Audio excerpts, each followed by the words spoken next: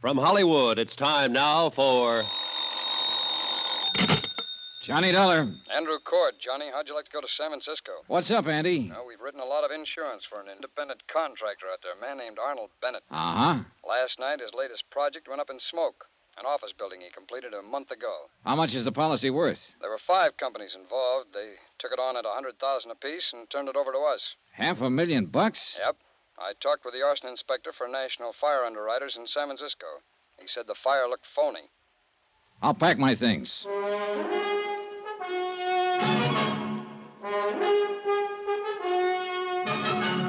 Tonight and every weekday night, Bob Bailey in the transcribed adventures of the man with the action-packed expense account, America's fabulous freelance insurance investigator. Yours truly, Johnny Dollar.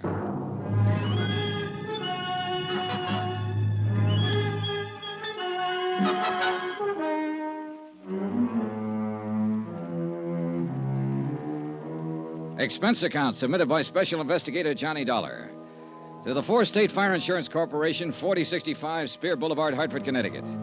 The following is an accounting of expenditures during my investigation of the Bennet matter. Expense account item 1, $15, flowers for my girl. I wasn't able to keep our date. Instead, I met 4-State Fire Investigator Andrew Cord at his office, and we made immediate arrangements to fly to California. Item 2, $25.06, 1 raincoat. Item 3, $144.15. Air transportation, Hartford, New York, San Francisco. En route, Andrew Cord filled me in on the details concerning Arnold Bennet. Oh, Johnny, as things stand now, Bennet hasn't filed claim yet, although I imagine that'll be coming through pretty fast if I know him. I met him once when he was in New York getting money to finance one of his big subdivisions. Yeah, it seems I've heard of him. Oh, he's made time and life a couple of times each. Oh, yeah. When I met him, I said to myself, Andy, look well on this man. He may be the last of his kind. Oh, how's that? Well, Arnold Bennet must be past 60 now. He's been everything in his lifetime. Sailor, soldier, lawyer, financier, bootlegger, gun runner, Lord knows what all. Talked fast, worked hard, and what he couldn't get one way, he got another. All in all, he's done pretty well. It shows all over him. I didn't like him, Johnny. Well, go on. Well, maybe I was just jealous of his aggressiveness, or maybe it's that I've just heard stories of how he ran roughshod over big and little. Well, about this new building of Bennett's that burned down. Yeah. Well, the man in San Francisco is pretty sure the fire was of incendiary origin. Well, can he prove it? Well, that'll be up to him, and you, and me. 4-State and National Fire Underwriters are going to handle the investigation. Federal, Great Atlantic, and Tri-State Underwriters aren't going to send any men at all. They figure it's best not to clutter things up. But proving the fire was incendiary may not be too easy, Andy. Well, we'll see when we get there. There's a standoff motive in the whole thing. We can start with that. What's that? Bennett's in financial trouble, big trouble, taxes, so on. The fire was an out. I see. Well, who's the arson man in San Francisco? Billy Underwood? Oh, good. Bill Underwood's one of the best arson men in the business. Well, it's going to take all of us to get Bennet, Johnny. We'll split it 3 ways. We'll let Underwood handle the fire evidence. You can play front force with Bennet, and I'll comb around in the financial situation. Yeah, well, we sure got our work cut out for us. But listen, Andy, you sound sort of scared of this guy, Bennet. I am, kind of. Why? Nobody's ever beat him. Expense account item 4, $7.50. Incidentals upon arrival in San Francisco. Andy Cord and I checked in at the Fairmount, then went downstairs, rented a car, and drove out to the scene of the fire. Bill Underwood was already there, had been there all day. We all shook hands, and then Underwood broke it down. Bill was a bit of a pedant, had things pretty well organized for us. Now, it's this way. The watchman on duty saw a man loitering in the vicinity of the building when he came to work at 6 o'clock. Uh-huh. 3 other witnesses remember the same man. A druggist, a filling station attendant on his way home from work, and a newsboy. Got a description? Mm-hmm. I did.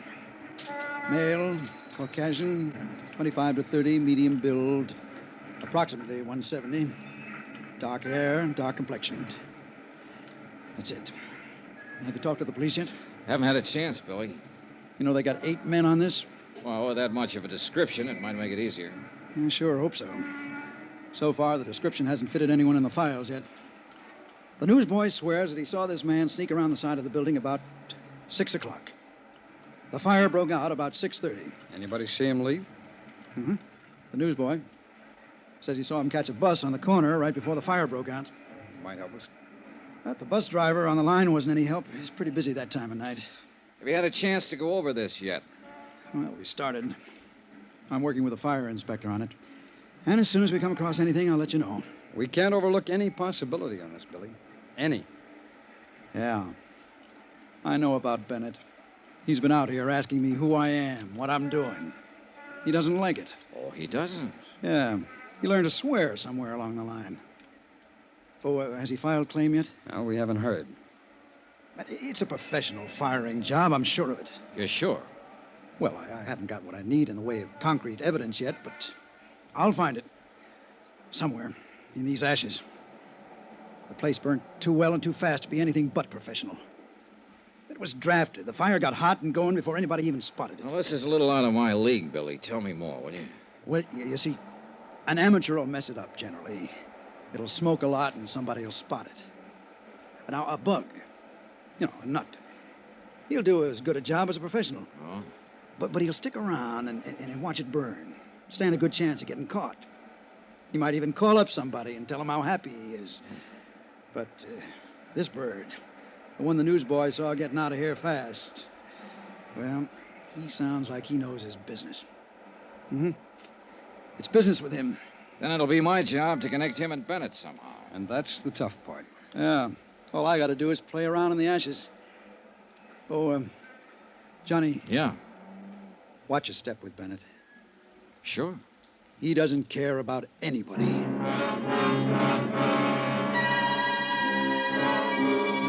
I spent another 2 hours with Cord and Underwood covering the ruins of the 10-story office building that had been gutted the day before. Underwood acquainted Cord and me with all of the necessary details, all he could. That night, we sat with the 3 witnesses at a special show-up in the Hall of Justice. 60-odd suspects were paraded out. There were no identifications. The next morning, while Cord and Underwood carried on with their part of the investigation, I went out to Arnold Bennett's real estate office near the Presidio. Remember that old saw, how a woman in love is always beautiful? When I walked in, I had no idea Elizabeth Bennet was in love and no idea that she was beautiful. Her sallow face without makeup, framed in a wisp of stringy blonde hair, wasn't flattered by the shapeless black dress and low-heeled shoes she was wearing. Certainly not the going idea of beauty. Now, did her conversation reveal anything to indicate love? Yes, sir. May I help you? Mr. Bennet, please. My name's Dollar. Dollar? D-O-L-L-A-R? He's not expecting me. Your business, Mr. Dollar. Four State Fire Insurance Corporation. It's about the fire that destroyed the office building. Oh, yes. Just a moment, please. Well, what is it, Liz? Mr. Dollar is here, Uncle Arnold. I don't want to see anybody today. I told you that, you idiot. Mr. Dollar's from 4 State. It's about the fire. Oh. Well, send him in. And go out to lunch. Yes, sir. It's all right, Mr. Dollar. Straight ahead. He always like that? He's nice today. Thanks, Elizabeth. That's your name, isn't it? Yes. I'm Elizabeth Bennet. Go straight ahead. Dollar? That's right. Mr. Bennet? Come in, come in. I'm not going to ask you to sit down. I know why you're here. You have insurance investigator written all over your face. Well, in that case, we can get right down to the business at hand. What caused the fire? They don't know yet. It was deliberate. What? Somebody started that fire, that's what. And I know who. Get him and you'll save yourself some work. Tony Midas. Tony Midas? Who's that? The crackpot that set fire to my building. He's out of prison now, and he swore he'd get me. Well, now, look, maybe you'd better tell me just who he is and why he'd want to get you. Tony Midas worked for me once. I caught him stealing money, and I prosecuted him. He was sent to prison for 5 years, and he's the one you want. You seem pretty certain of that. Of course I'm certain of it. I know what enemies I have, what friends. Don't tell me I'm going to have to pussyfoot around with someone like you and get any place in this whole affair. Well, there are some witnesses who got a look at the man who started the fire, or at least it's a good bet he's the one we're after. So tell me, what does this Tony Midas look like? I don't remember. I hardly ever remember faces. But you remembered his threat. You bet your last nickel I remember his threat. And he's the kind of screwy punk to carry it out. Last week there was a small story in the newspaper that he was being released from prison. Well, then we'll certainly look him up and have a talk with him. That's very good of you, I'm sure. Oh, now, look, this can be a very difficult thing all the way around, or we can all cooperate, Mr. Bennet. I'll cooperate. I know why you're in town. I know who you came with. I met that glorified fire inspector yesterday. Underwood, you people don't fool me, and I'm not trying to fool you. Get Tony Midas, and you've got your man. Did you tell the police about Midas? No, I was waiting for some bird like you to walk in here with your high-handed attitude. Now I've told you, now you can get out and get busy looking for him.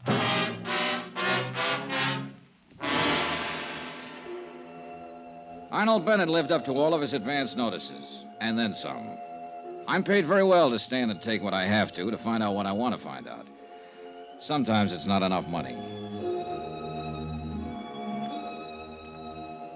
A review of the trial and proceedings in which Tony Midas had been convicted of grand theft, his threats at the time of his trial substantiated Bennett's information. That didn't surprise me. What did surprise me was that one of the three witnesses identified Tony Midas's mug picture as the man seen in the vicinity of the building the night of the fire. An APB went out for Midas. The San Francisco police began to turn the town upside down looking for him. By 5 o'clock in the afternoon, the other two witnesses had made up their minds that he was the man they had seen after all. The case against Midas became stronger. It was imperative that he be located.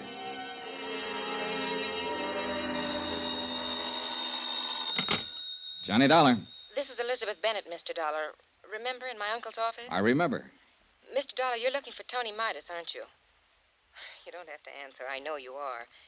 I think I can help you find him, but he's not the one you're looking for. Look, if you turn him in... Let me finish, and then we'll talk about him. I live at 1038 Murata Drive. I'll be home in an hour. We can talk there. 2 minutes later, when I was putting on my coat, I received another phone call. This one from Bennett's lawyer.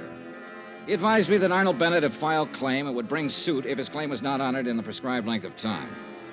I thanked him for the information and went downstairs, began to look around for a cab. A police car careened into the driveway, and a familiar hat on top of a familiar head leaned out. Hey, Johnny! Go! Yeah, Andy Cord. How's the left, kiddo?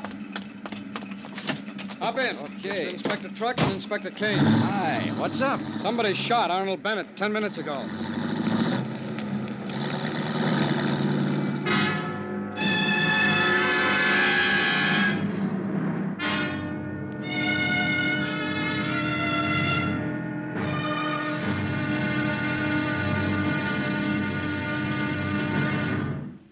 Now, here's our star to tell you about tomorrow's intriguing episode of this week's story. Tomorrow, the trail gets so rough, a couple of people just fall off dead.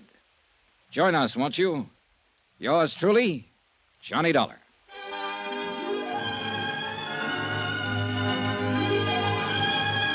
Yours truly, Johnny Dollar, starring Bob Bailey, is transcribed in Hollywood.